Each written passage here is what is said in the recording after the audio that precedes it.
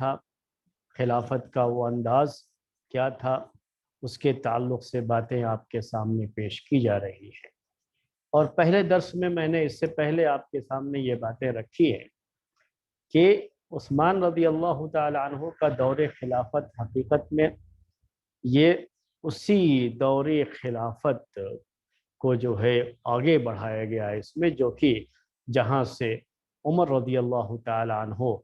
اپنی خلافت چھوڑ کر کے گئے تھے، وہیں سے عثمان رضی اللہ تعالی عنہ نے اسے آگے بڑھایا تھا۔ اس میں کوئی خاص چینجنگ نہیں کی گئی تھی، بلکہ حالات کے لحاظ سے، ضرورت کے لحاظ سے مزید چیزوں کا اضافہ کیا گیا، ضرورت کے مطابق چیزیں جو ہے اور جو ہے انجام دی گئی جو پہلے نہیں کی گئی تھی۔ لیکن جو عمر رضی اللہ تعالی عنہ کر کے گئے تھے اس میں کوئی تبدیلیاں جو ہے نہیں کی، بس بہت معمولی سی کہیں کہیں کچھ جو ہے تبدیلی آپ کو دیکھنے کو ملے گی، ورنہ بالکل انہی جو ہے اسی نقش قدم پر چلتے ہوئے، اسی میتھڈ پہ چلتے ہوئے عثمان رضی اللہ تعالی عنہ نے اپنی خلافت کو آگے بڑھایا تھا۔ کسی بھی حکومت کی ایک اہم بات ہوتی ہے اس کے یہاں جو قضاء کا نظام ہے، یعنی فیصلہ کرنے کے تعلق سے، جسے آج کل آپ کورٹ سسٹم کہتے ہیں، جو کورٹ کا نظام ہوتا ہے کہ کبھی کسی لوگوں کے درمیان کوئی اختلاف ہو جائے، کوئی بھی مسئلہ ہو تو کورٹ کے اندر مسئلہ جاتا ہے اور وہاں سے پھر اس کا فیصلہ ہوتا ہے۔ تو یہ ہر ملک میں مختلف جو ہے طرح کی کورٹ ہوا کرتی ہے، تو اس کو نظام القضاء کہتے ہیں عربی زبان میں، یعنی فیصلہ کرنے کا نظام۔ عمر رضی اللہ تعالی عنہ کے دور میں یہ جو ہے چیز شروع ہوئی تھی، اس سے پہلے سے چیزیں تھی، لیکن ان کے دور میں یہ چیز جو ہے اور زیادہ پیمانے پر اس کا دائرہ کافی بڑھ گیا تھا، کیونکہ اسلام کا دائرہ بھی کافی بڑھ چکا تھا اور اسلامی فتوحات کے نتیجے میں اسلامی حکومت دور دور تک پھیل گئی تھی، تو اسی لحاظ سے اس نظام میں توسیع کی ضرورت پیش آئی۔ تو عمر رضی اللہ تعالی عنہ کے دور خلافت میں یہ کافی جو ہے اس میں توسیع کی گئی۔ اس کے بعد جب عثمان رضی اللہ تعالی عنہ کا دور خلافت آیا تو جو پہلے عمر رضی اللہ تعالی عنہ کے دور خلافت میں بات تھی کہ باقاعدہ انہوں نے قاضی مقرر کر دیے تھے۔ اللہ کے رسول صلی اللہ علیہ وسلم کے زمانے میں اس طرح سے کوئی چیز نہیں ہوتی تھی کہ الگ سے کوئی قاضی مقرر کیا جائے، بلکہ جو اللہ کے رسول صلی اللہ علیہ وسلم مدینے میں آپ خود تھے تو مدینے کے سارے فیصلے آپ خود انجام دیا کرتے تھے، اور الگ سے کوئی کورٹ کی بلڈنگ بھی نہیں تھی، دارالقضاء بھی الگ سے نہیں تھا، اور مسجد نبوی میں ہی یہ سارے فیصلے ہو جایا کرتے تھے۔ اور آپ نے اگر کسی شخص کو کہیں کا گورنر بنایا، کہیں بھیجا، عامل جسے عربی میں کہتے ہیں، گورنر بنایا، تو وہی گورنر وہاں کے حالات کے لحاظ سے وہ فیصلے بھی کیا کرتا تھا، تو وہی جج بھی بن جایا کرتا تھا۔ ان کے لیے الگ سے جج کا جو ہے کوئی عہدہ نہیں ہوتا تھا کہ باقاعدہ کوئی جو ہے جج، یعنی جسے آج کی زبان میں آپ جو ہے جسٹس کہتے ہیں، جو ہے تو باقاعدہ جو ہے اس طرح کا کوئی عہدہ جو ہے نہیں تھا اس زمانے میں۔ اس کے بعد عمر رضی اللہ تعالی عنہ کے دور خلافت میں باقاعدہ الگ سے قاضی بھی مقرر کیے گئے۔ عثمان رضی اللہ تعالی عنہ کا جب دور خلافت آیا تو اس میں بھی یہ چیز باقی تو رہی، لیکن انہوں نے زیادہ یہ کیا کہ جو گورنر ہوتے تھے انہیں یا تو وہ خود فیصلہ کر لیں یا اپنی طرف سے ہی وہاں پر کسی جج کو اپوائنٹ کر لیں، کسی جج کو متعین کر لیں، یہ انہی کے جو ہے ذمے کر دیا۔ انہوں نے انہی کی ذمہ داری جو ہے میں یہ بات ڈال دی تھی کہ وہ یہ کام انجام دے لیں۔ خود مدینے کے اندر عثمان رضی اللہ تعالی عنہ یہ خود جو ہے فیصلے کیا کرتے تھے، اور انہوں نے ایک سسٹم بنایا مدینے کے اندر۔ وہ سسٹم یہ کہ الگ سے قاضی بنانے کے بجائے مدینے میں وہ ایک ٹیم تھی، ان کو مشورے کے لیے یہ بلا لیا کرتے تھے۔ جب کوئی اہم اور بڑا فیصلہ ہوتا اور جو ہے ضرورت پڑتی کہ کئی لوگ مل کر کے یہاں باہمی مشورے سے کوئی فیصلہ کریں تو علی رضی اللہ تعالیٰ عنہ کو، طلحہ رضی اللہ تعالیٰ عنہ کو، زبیر رضی اللہ تعالیٰ عنہ کو، عبد الرحمن بن عوف رضی اللہ تعالیٰ عنہ کو، ان لوگوں کو جو ہے بلاتے تھے۔ زید بن ثابت کے بارے میں تو یہ بھی بعض روایتوں میں ہے کہ یہ اس زمانے میں جج تھے بھی، یعنی چھوٹے موٹے جو فیصلے ہوتے تھے وہ یہ جو جج تھے عمر رضی اللہ تعالیٰ عنہ کے دور خلافت سے ہی چلے آ رہے تھے، ان کے جو ہے طرف چلا جاتا تھا۔ زید بن ثابت رضی اللہ عنہ بھی تھے اور علی رضی اللہ تعالیٰ عنہ بھی تھے، یہ لوگ فیصلے کر لیتے تھے۔ لیکن جو بڑے معاملات آتے تھے تو خود عثمان رضی اللہ تعالیٰ عنہ اس میں شریک ہوتے اور دوسرے صحابہ کو بھی بلا لیتے تھے۔ جو بڑے صحابہ، چند صحابہ کا نام ابھی میں نے لیا آپ کے سامنے، ان کو بھی بلا کر کے ان سب کے مشورے کے بعد جو ہے آپ کوئی فیصلہ اس میں صادر کرتے تھے، کوئی فیصلہ سناتے تھے۔ اور ایک بات اور بھی بعض مورخین نے لکھی ہے جو اب تک نہیں تھی، اب تک جو ہے اللہ کے رسول صلی اللہ علیہ وسلم کے زمانے میں اور آپ کے بعد آپ کے خلیفہ ابوبکر رضی اللہ تعالیٰ عنہ کے دور خلافت میں اور پھر عمر رضی اللہ تعالیٰ عنہ کے دور خلافت میں مدینے میں مسجد نبوی ہی یہ کورٹ کا کام بھی کرتی تھی، یعنی یہاں پر بھی فیصلے بھی کیا کرتے تھے، الگ سے اس کے لیے کوئی جگہ نہیں تھی، دارالقضاء کی کوئی الگ بلڈنگ نہیں تھی۔ لیکن عثمان رضی اللہ تعالی عنہ کے بارے میں یہ بات لکھی گئی ہے، ذکر کی گئی ہے کہ انہوں نے باقاعدہ دارالقضاء بھی بنایا، یعنی اب مسجد نبوی کے علاوہ الگ سے جو ہے اس کی ایک بلڈنگ بھی ہو گئی جہاں پہ سارے فیصلے جو ہے ہوتے رہے اور وہاں پر لوگ آ کر کے رجوع کرتے رہے، کوئی بھی فیصلہ ہو، کوئی بھی جو ہے ان کا معاملہ ہو، آ کر کے خلیفہ کے سامنے پیش کرتے رہے۔ قضاء کا جو نظام تھا جو اللہ کے رسول صلی اللہ علیہ وسلم کے زمانے سے چلا آ رہا تھا، اس میں نظام میں یہی بات تھی کہ کوئی بھی معاملہ پیش آ جائے تو یہ معاملہ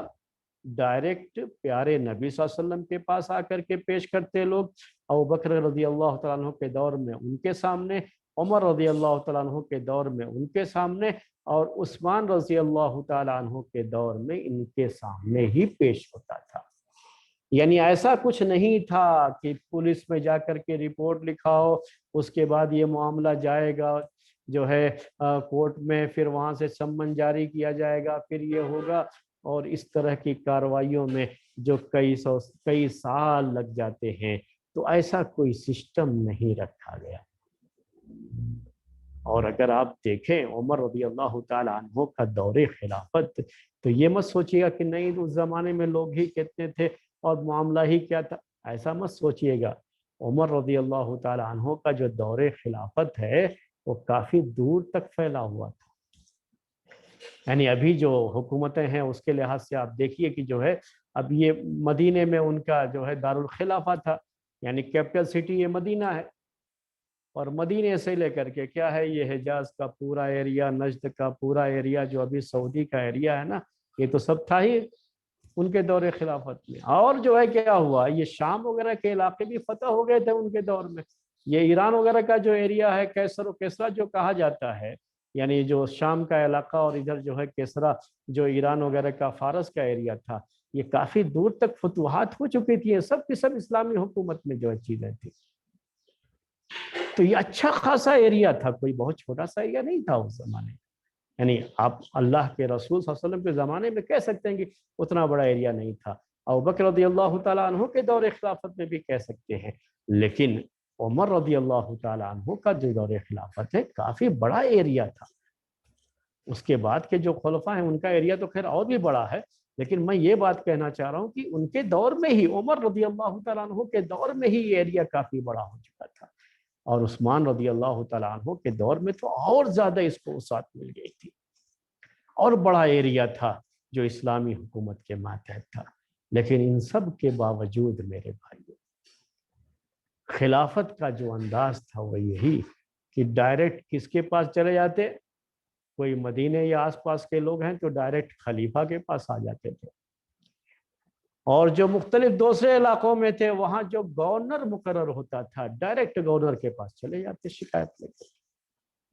اور وہاں گورنر نے اگر کسی کو قاضی مقرر کر رکھا ہے تو اس کے سامنے بات ہوتی، اور اگر نہیں کیا ہے تو خود گورنر جو ہے دوسرے کو کے مشورے بھی شامل ہوتے تھے، لیکن خود گورنر بات سنتا تھا اور فوری طور پر یہ فیصلے صادر کر دیا کرتے تھے۔ بہت ٹائم نہیں لیا جاتا تھا اس کے لیے، جیسے آج کل جو ہے آپ دیکھ رہے ہیں جو حالات ہو گئے، اس طرح کی صورتیں نہیں تھیں اس زمانے میں،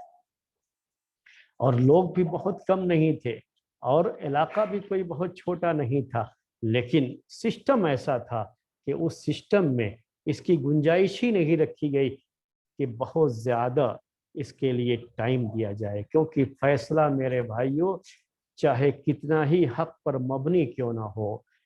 صحیح فیصلہ کیوں نہ ہو، لیکن جب وہ اپنے وقت کے بعد یہ فیصلہ آتا ہے، وقت نکلنے کے بعد آتا ہے، تو وہ اپنی حیثیت کھو دیتا ہے، اس فیصلے کی پھر کوئی حیثیت ہی نہیں رہ جاتی ہے، کوئی مقام اور کوئی ویلو ہی نہیں رہ جاتی ہے۔ تو یہ بڑی اہم چیز ہے قضا کے تعلق سے اور فیصلوں کے تعلق سے، جو اس زمانے میں چیز رہی کہ فوری طور پر یہ چیزیں ہو جاتی تھی، اور بنفس نفیس خلیفہ خود اسے دیکھتا تھا، اگر اسی کے علاقے میں چیز ہے، کہیں دور ہے تو وہاں جو بھی قاضی مقرر ہوتے تھے وہ دیکھتے تھے، یا گورنر اگر خود دیکھتا ہے تو وہ جو ہے اس مسئلے کو دیکھ کر کے فوری طور پر یہ فیصلے کیے جاتے تھے، انجام دیے جاتے تھے۔ اس کے بعد یہ قضا کا مسئلہ تھا جو کہ عثمان رضی اللہ تعالیٰ عنہ کے دور خلافت میں چلتا رہا۔ عثمان رضی اللہ تعالیٰ عنہ کے دور خلافت میں کچھ نئی چیزیں جو ہیں اس کی طرف ہم اشارہ کرنا چاہیں گے آج کے درس میں، کچھ چیزیں جو ہے بیان کریں گے، تو اس میں سے جن کا تعلق جو ہے عبادات سے ہے، معاملات سے ہے، جو نئی چیزیں ہوئی اس میں سے ایک چیز کیا ہے کہ 29 ہجری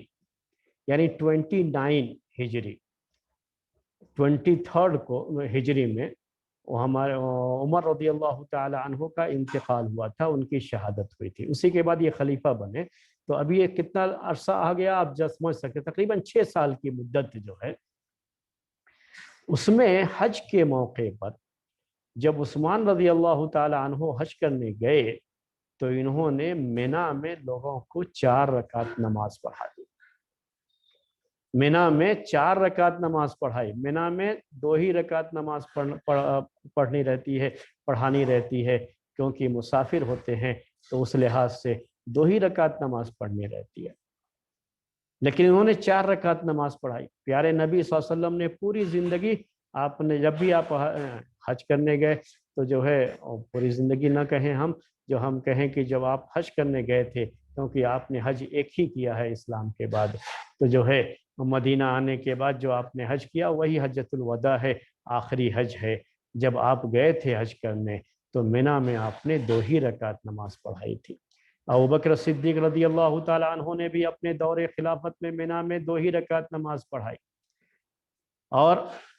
عمر رضی اللہ تعالیٰ عنہ نے بھی اپنی خلافت میں 2 ہی رکعت نماز پڑھائی، اور عثمان رضی اللہ تعالیٰ عنہ بھی اب تک اپنی خلافت کے تقریباً 6 سال انہوں نے 2 ہی رکعت نماز پڑھائی تھی،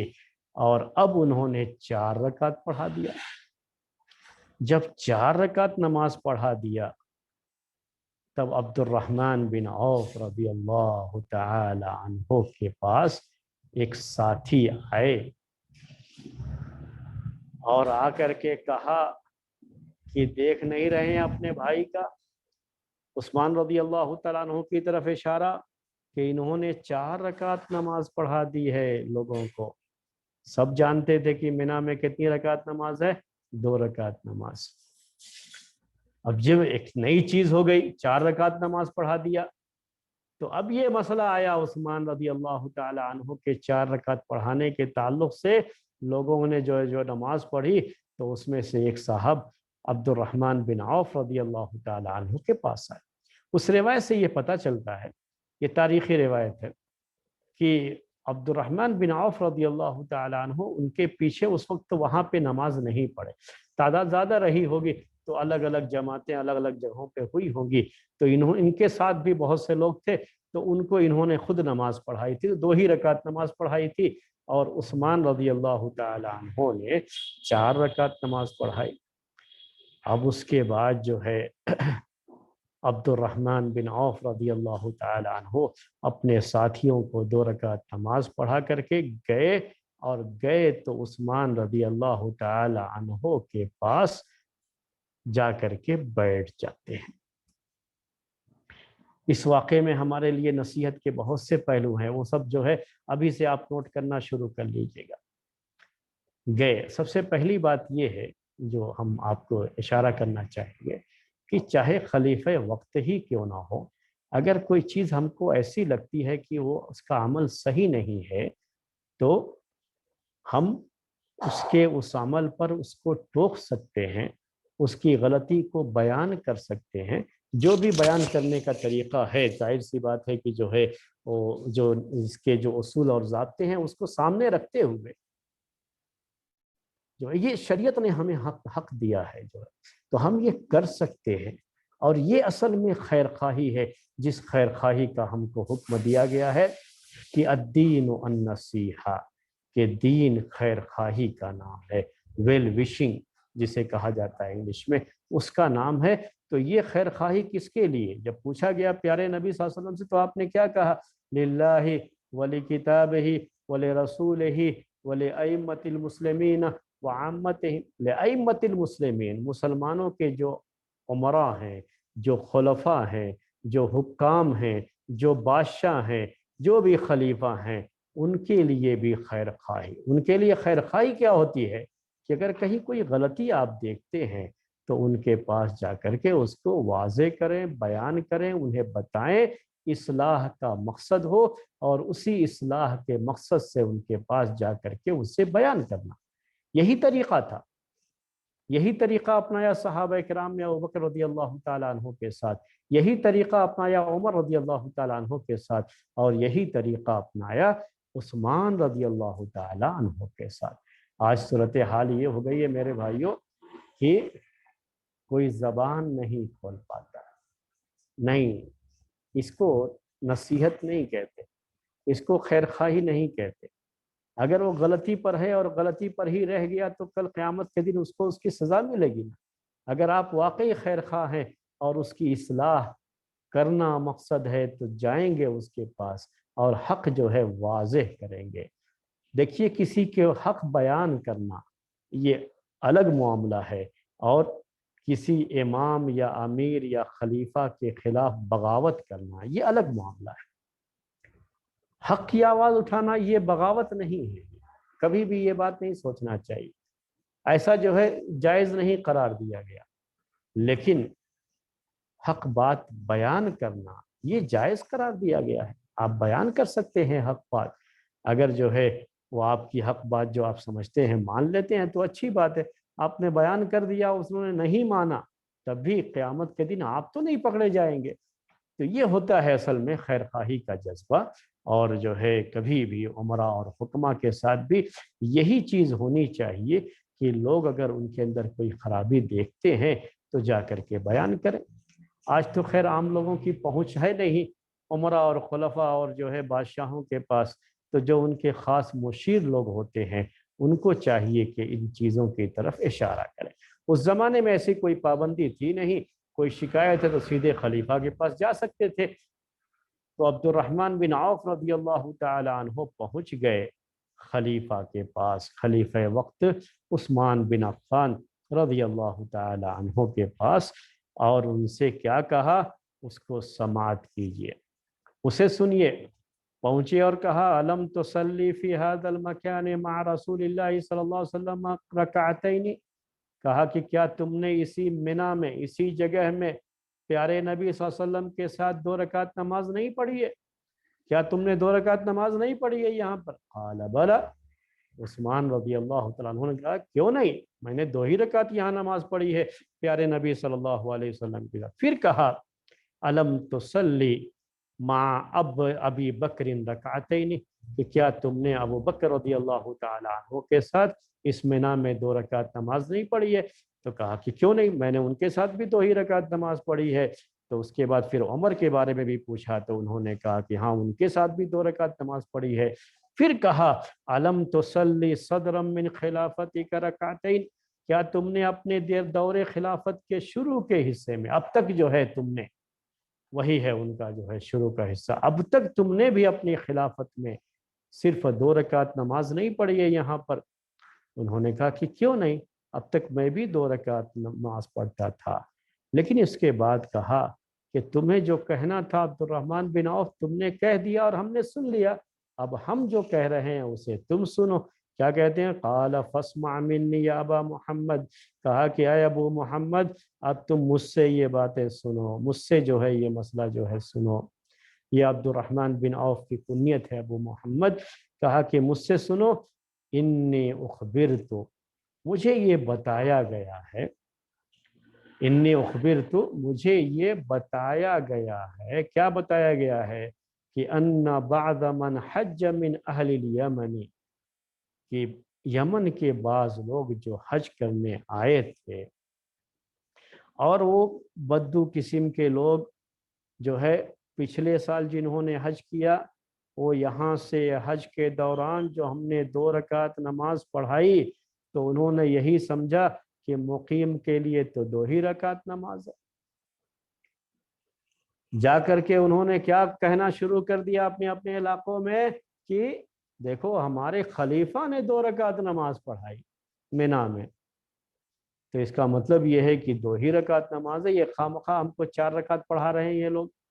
تو اس طرح کی صورتحال پیدا ہو گئی تھی، اور جو ہے جو یہاں سے یمن سے لوگ آئے تھے ان کے اندر اس طرح کی غلط فہمی پیدا ہو گئی۔ ایسے لوگ جو بدو ہیں، جو کچھ نہیں جانتے، دیہاتوں سے آئے ہوئے ہیں، عمل کرتے ہوئے جو دیکھا تو ویسے ہی جا کر کے انہوں نے عمل کرنا شروع کر دیا۔ جیسے آج ہمارے یہاں یہ ہوتا ہے کہ حرمین میں کوئی عمل ہوتا ہے تو سمجھیے کہ وہ کیا ہے، آسمان سے نازل ہوا عمل ہے، آسمان سے نازل ہوا ہے۔ اب پوری دنیا میں لوگ مثال کہاں کی دیتے ہیں؟ حرمین کی دیتے ہیں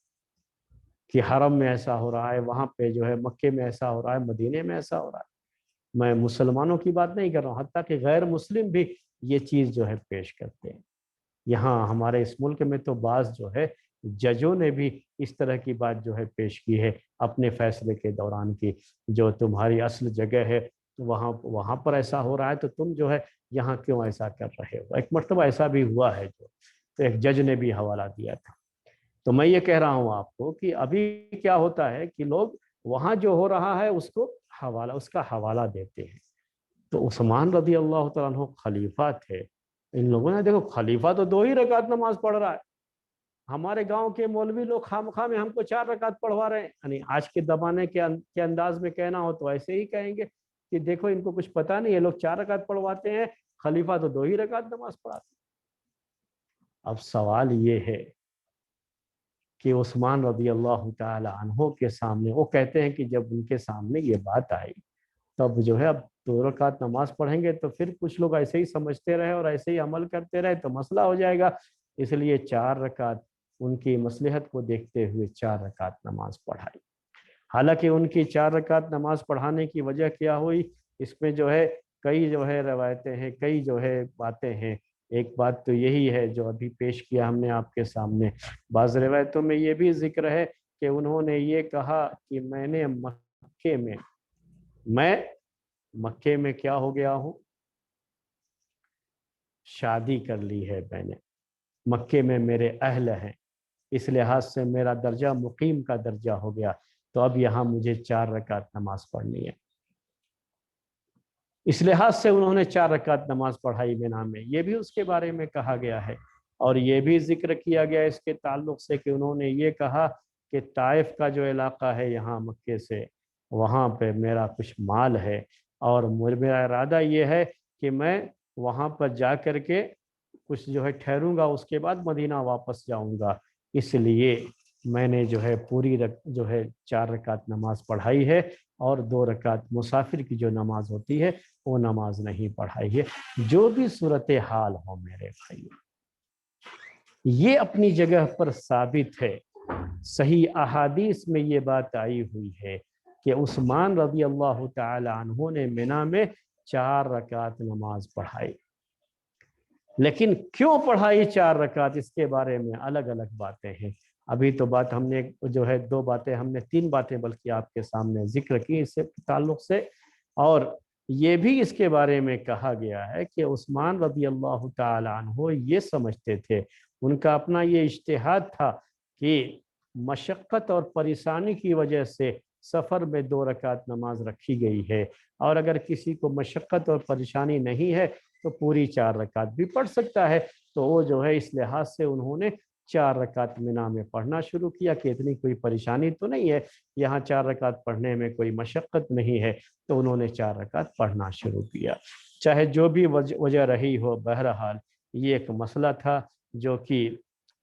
شروعات ہوئی جس کی عثمان رضی اللہ تعالی عنہ کے دور خلافت میں، اور اس وقت کے جو بڑے صحابہ تھے انہوں نے ان سے اس سلسلے میں بات بھی کی، اور انہوں نے اپنا جو ہے پکش جو ان کا تھا، جو ان کا موقف تھا، جو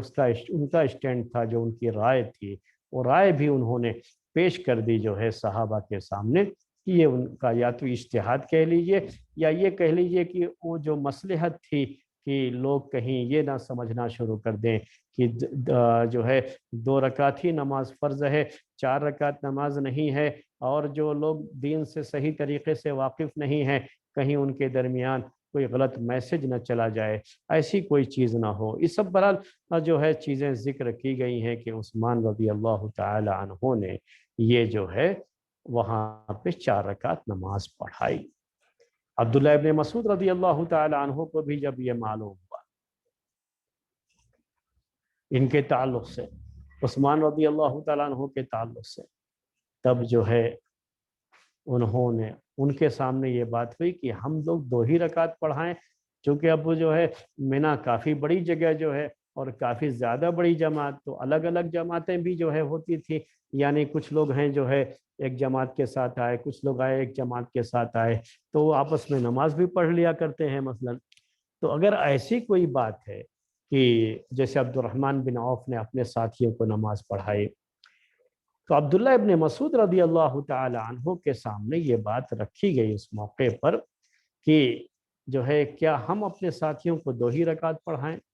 چلیے خلیفہ اپنی جگہ پر 4 رکعت پڑھا رہے ہیں تو کوئی بات نہیں ہے، لیکن اگر ہمیں خود پڑھانا ہے تو کیا ہم پیارے نبی صلی اللہ علیہ وسلم کی سنت اور طریقے پر عمل کرتے ہوئے 2 ہی رکعت نماز پڑھائیں؟ یہ ایک بات جو ہے ہوئی، ایک بات جو ہے ذہن میں آئی جو ہے لوگوں کے۔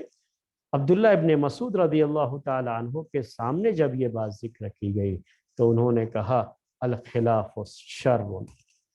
الخلاف شر، اختلاف کرنا اس میں برائی ہے۔ اگر اس طرح سے جو ہے الگ خلیفہ کچھ اور کر رہا ہے، ہم کچھ اور کریں، تو الگ الگ جو ہے یہ انداز جو ہمارا رہے گا، اس کی وجہ سے امت میں شر پیدا ہوگا۔ بہتر یہی ہے کہ خلیفہ کے جیسے عمل کر رہے ہیں ویسے ہی ہم لوگ بھی عمل کریں۔ اب سفر میں بہرحال اتمام کرنا تو جائز ہے، یعنی مکمل نماز پڑھنا تو جائز ہے، یہ کوئی اتنی حرج کی بات بھی نہیں ہے، اور جو ہے افضل یہی ہے کہ قصر کرے۔ اگر انہوں نے اتمام کیا ہے تو کوئی بات نہیں، ایک جائز عمل ہی ہے، انہوں نے ایسا کیا ہے۔ عبداللہ ابن مسعود رضی اللہ تعالی عنہ نے کیا کہا کہ الخلاف شر، اختلاف کرنا یہ اچھی بات نہیں، یہ بری بات ہوگی، اس لیے اختلاف کرنے کا انہوں نے مشورہ نہیں دیا، اور یہی مشورہ دیا کہ 2 رکعت ہی نماز پڑھی، 4 رکعت ہی نماز پڑھی جائے۔ عثمان رضی اللہ تعالی عنہ جیسے کر رہے ہیں اس کے مطابق کیا جائے، اگرچہ کہ پیارے نبی صلی اللہ علیہ وسلم کا طریقہ 2 رکعت نماز ہی کا طریقہ تھا، لیکن اب یہاں چونکہ خلیفہ 4 رکعت پڑھ رہے ہیں اس لیے وہی 4 رکعت انہوں نے بھی پڑھنے کو بہتر سمجھا، خلیفہ کا ساتھ دیتے ہوئے، ان سے اختلاف نہ کرتے ہوئے۔ اصل مسئلہ اس میں یہ ہوتا ہے، اگر آپ نفسیات کو سمجھیں گے، سائیکالوجی کو سمجھیں گے، کہ آج ایک معاملے میں خلیفہ کے خلاف گئے تو کل کسی اور معاملے میں جائیں گے، پرسوں کسی اور معاملے میں جائیں گے، تو ایک ذہن بن جائے گا، ایک مینٹالٹی بن جائے گی خلیفہ کے خلاف جانے کی، اس کے خلاف کام کرنے کی، اور اس ذہنیت کو ختم کر دیا گیا یہاں پر کہ نہیں، خلیفہ جیسے کر رہے ہیں ویسے ہی ہم کو عمل کرنا ہے۔ میں نے آپ سے کہا کہ وہ بھی ایسا معاملہ بھی ایسا تھا کہ ایسا کچھ نہیں ہے کہ 4 رکعت پڑھنا جائز ہی نہیں ہے، کیونکہ اگر یہ سفر کے احکام میں سے ہے تو سفر کے احکام میں یہ بات ہے کہ سفر میں نماز قصر پڑھنا یہ افضل ہے، لیکن اگر پوری پڑھ لیں تو کوئی حرج کی بات نہیں ہے۔ تو اگر جو ہے ہم افضل کو اختیار کرنے تو جا رہے ہیں، لیکن اس میں خواہ کا فتنہ ہو رہا ہے، اور جو ہے خلیفہ کے خلاف عمل کرنے کا ایک جذبہ پیدا ہونا شروع ہو جائے گا، ایک مینٹالٹی ہو جائے گی، ایک ذہنیت بن جائے گی لوگوں کی، جو اچھی شکل نہیں ہوگی۔ اور یہ اختلاف یہ اچھی شکل نہیں ہے، اچھی چیز نہیں ہے۔ اسی کی طرف عبداللہ ابن مسعود رضی اللہ تعالیٰ عنہ نے اشارہ کیا۔ تو بہرحال یہ ایک مسئلہ تھا جو ان کے دور خلافت میں، وہ بھی تقریباً آدھا دور خلافت ختم ہو چکا تھا، تو اس کے بعد یہ چیز ان کے دور خلافت میں پیش آئی۔ اب وقت آج کا ہو گیا ہے تو بات یہیں پر ختم کر رہے ہیں، تاریخ کا یہ درس یہیں پر ختم کرتے ہیں۔ اس کے بعد ہماری عربی کی ایک کلاس ہوتی ہے، جو بھائی شرکت کرنا چاہیں اس میں شرکت کرتے ہیں۔ آج کا درس یہیں پر ختم کرتے ہیں۔ سبحانک اللہم و بحمدک، اشہد ان لا الہ الا انت، استغفرک و اتوب الیک۔